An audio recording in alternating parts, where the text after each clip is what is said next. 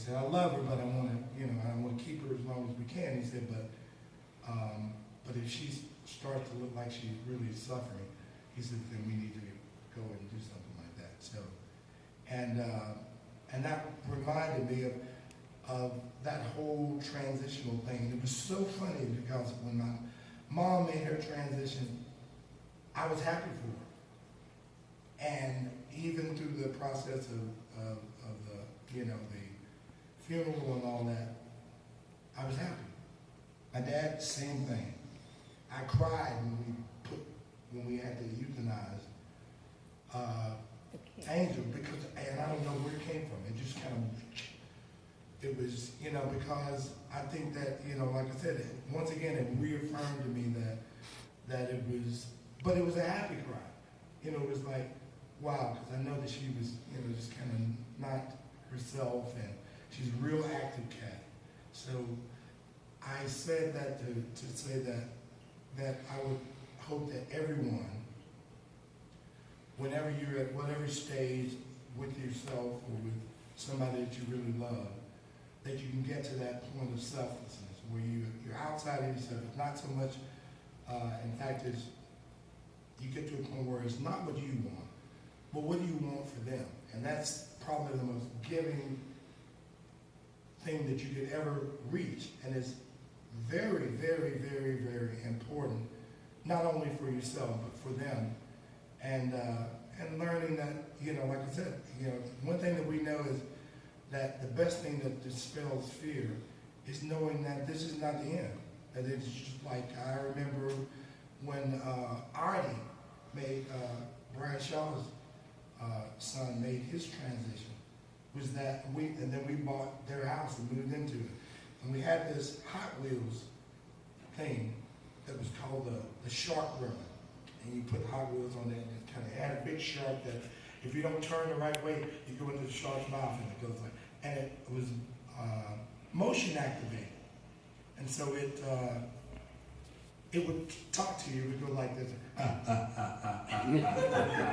and he said, and so one day, shortly after we had moved into the house, I put it away because it was, Gable was too old to play with it. And I was going to give it away or something like that. I'm sitting there in the house by myself. And it's motion activated, so you have to kind of walk past it or something like this. And all of a sudden this thing goes, And I'm going like, I'm looking around. And then it would say several phrases. And one of the phrases that it would say was that, are you scared? This thing said this. And so I walk up to it, and I look at it, and I'm kind of mixed emotions about it like that, and it goes, are you scared? And I'm like, Artie, this must be you. Because I know he was a prankster, and I said, well, this is your home, and this is the one that you remember before you set off on this great adventure. I said, so just know that you're welcome here anytime you want to show up, and like I said, without fear, or anybody else would be like, hey, I'm getting out of here. We have to change something and move into a trailer. So again, you would never be able to put those kind of things together unless you're open to it. You would just think that, well, this is something, things malfunction and stuff like that. But we learned that God will invariably give you little glimpses if you're aware of the fact that this is only just one, step in a great adventure, and that you don't need to be afraid or anxious about what's coming or anything like that. And you can be an instrument of helping other people come to a point where they're comfortable with that and really reach a point of being selfless about that whole transition, and so I guess in closing, I think I one time said in church, who had the biggest butt in the universe? And somebody thought that was a little risque to say that in church, but of course we know in unity, we kind of free and easy about stuff like that, you know. And they were like, well, no. I said, well, and they said, well, who was it? I said, it was Jesus, you know. And it was during the Sermon on the Mount where he said, it has been said that you should, you know, like, love your brothers and hate your enemy. But, and when you read the Beatitudes, that's what you get that every time he would say, but. So I guess that speaks of people kind of hanging out in the, and that's very popular now, kind of hang out in the Old Testament and the New Testament.